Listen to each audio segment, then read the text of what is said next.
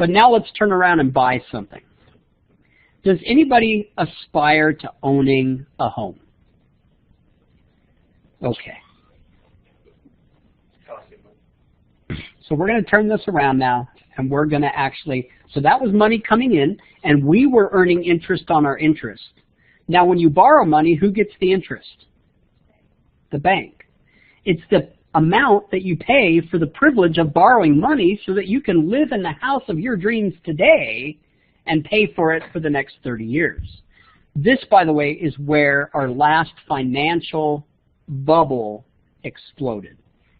Okay? Because somebody got the ingenious idea of calling a house an investment. It's probably something we won't do ever again. So here's the thing. Please somebody tell me, what is the median price? Look this up, please, because you can find it. What's the median price of a house in Central Oregon? I didn't say like. I said find me the number.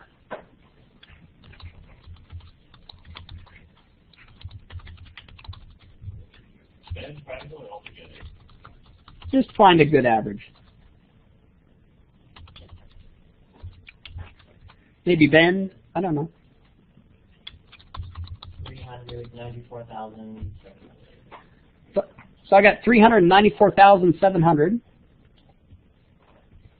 Mid 321.5.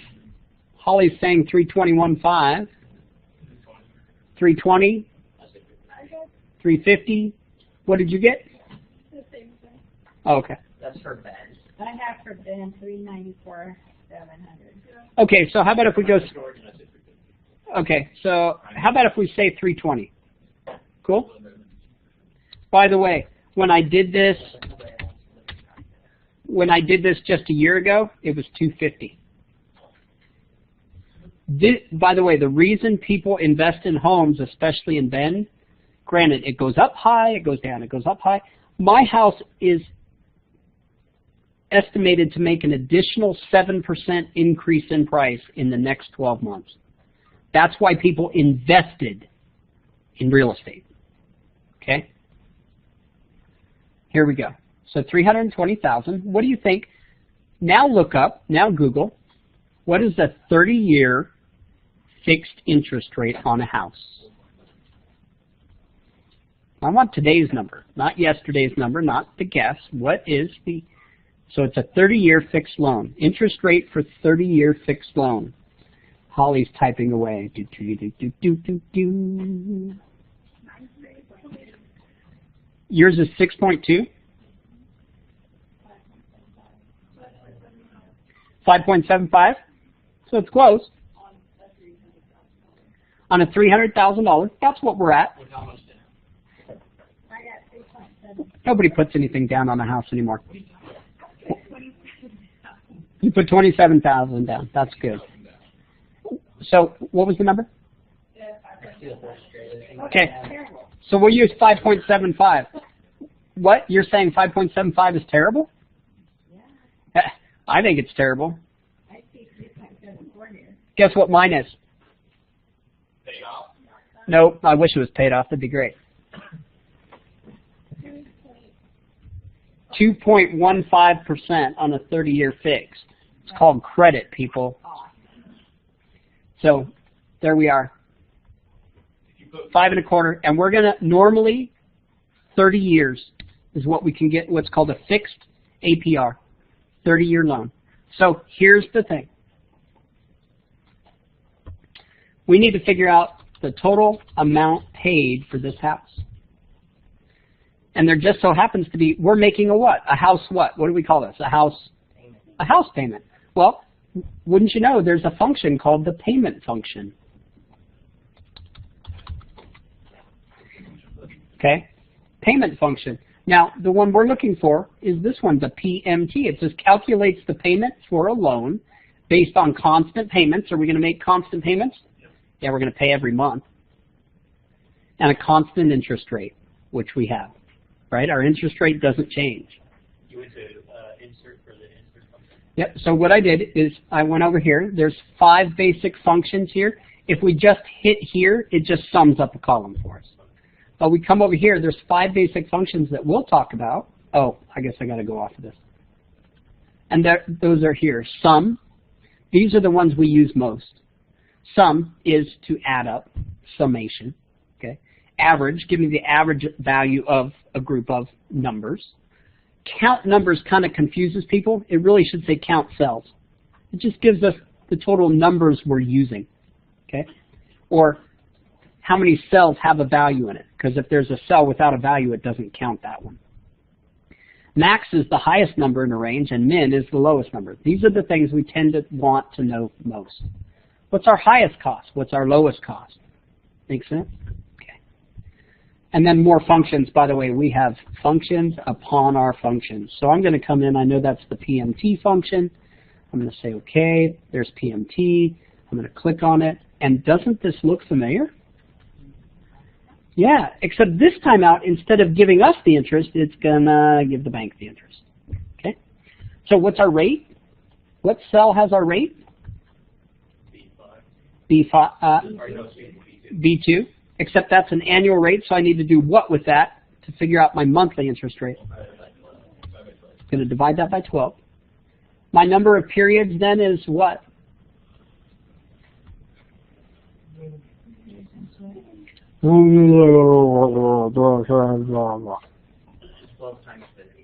Okay, so it's the number in D3 times 12. That's our constant again, right? So months is our constant. And then our present value, the present value, the total amount that a series of future payments is worth now. I wish they'd put a little asterisk here that says, this is how much you're borrowing. How much are we borrowing? B1. I'm going to put a negative in here simply so I can get a positive result. Okay? So here we go. Your house payment, this is not, your property taxes are not included in this. Your insurance is not included in this. Taxes and fees are not included in this. Okay? Your payment for this house is $1,867 a month. But now let's go figure out the total amount you actually paid. Total amount, total loan amount paid. How do I calculate the total loan amount?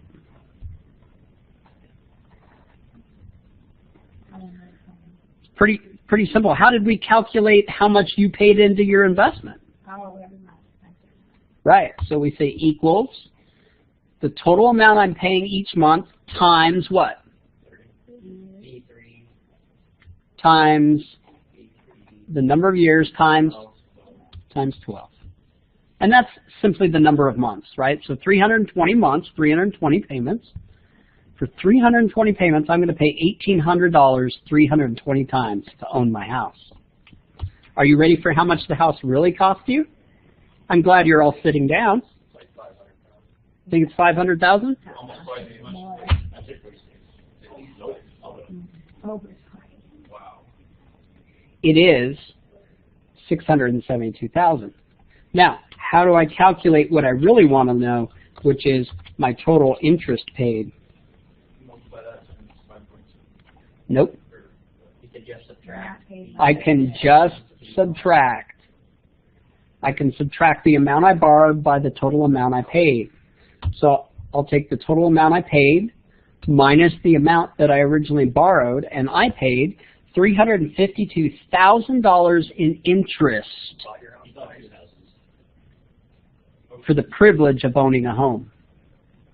The goal of today's class to make us sad. No. The goal of today's class is not to make you sad. The goal of today's class is to give you the information you need to make logical, factual, educated, let me say that again, educated decisions as it pertains to money. Because let me show you something.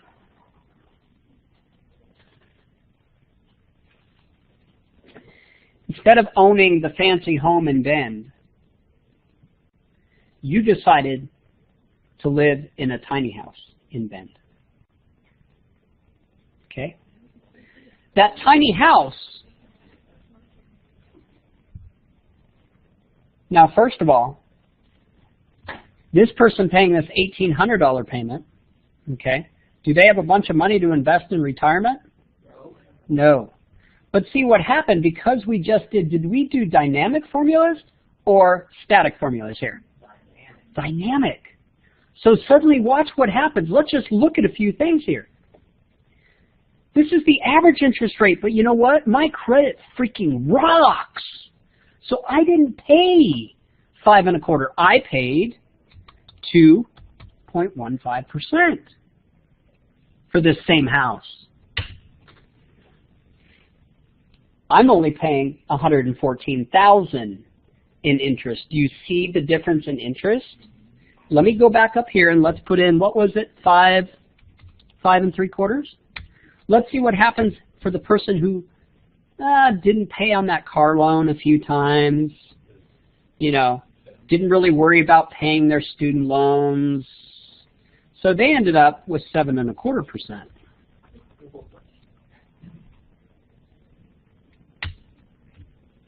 They ended up paying close to $130,000 more just because they had bad credit. So before you buy anything, if your credit sucks, build your credit up before you buy something. Okay? It saves you money. Do we all agree? Okay, beautiful. Dang it. Yeah, if we put money down, you bet. Because here's the thing. Let's go back to the 5 3/4, and instead of buying a $320,000 house, we're going to buy that tiny house. Okay, which is really nice, you know. Granted, the kids get a closet, but hey, they'll appreciate it. Because here's the thing. By buying that tiny house, I'm only going to spend $120,000. Notice my payment is $700. What was my payment before? I'm not sure you can get a porta potty and bins for $120. Yeah, you can. Yeah. Yep, there's companies building them for $60, and you can find a lot for $60. You know, granted, you're not going to be living in town, downtown. Yeah. Okay. Once they're doing those new like pod houses, whatever, that's Yep. even cheaper than that. It was 15,000. So here's the thing. You've got your 60-inch screen TV, and you're sitting 8 feet away from it, but hey, you've still got the TV, right? So it was, by the way, $1,800. So here's the thing. Instead of paying the $1,800, you're now paying $700. That's a difference of $1,100, right? However, we're not going to invest the whole $1,100 into our retirement, because we now get to take some more trips. We get to spend some more. We get to live better, right? So instead of paying for my house, I get to pay for my tiny house and go to Paris this year, okay? But what I am going to do is go back to our investment, our monthly investment, right, which was $700, and I'm going to put now $1,200 into this for the majority of time. That's the $700 I was going to pay plus the $500 that I saved on my house payment, and now I am living large when I retire. Y'all see how this works? Now, I'm not saying, let me get this clear. I'm not saying if your American dream is to own the house and have the 2 kids and do all that, do that. Okay? But maybe have a plan that as soon as those kids are 18, they're out. Hey, I love you, but when you go to college at 18, you're out. You don't get a bedroom because I got to move into the tiny house so I can start putting more money into retirement. Because my goal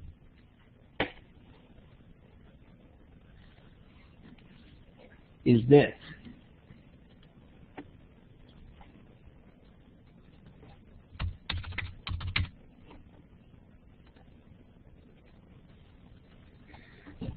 That's my goal. Just $2 million. Because I can take all the trips, I can retire well on $2 million, I can buy the new car every now and then, I can have the tiny house, which I paid for with the value in my current house, right? So I don't have a house payment, and I never have to touch the $2 million. With the hopes that the day I die, our kids split $2 million and get to really leverage that for their own retirement. See where this is going? So I'm giving something back. Yeah. How much would they actually get? Well, here's the thing, though. If I know I'm getting close to dying, I'm going to give them the max each year I can give them that's tax-free, which I think currently is like $15,000. So I'm going to start giving it to them early and hope they invest it, or who knows, maybe I start giving it to them early so that they can make that down payment on the house so that they can own the house without the house payment. Does that make sense? Okay. So we'll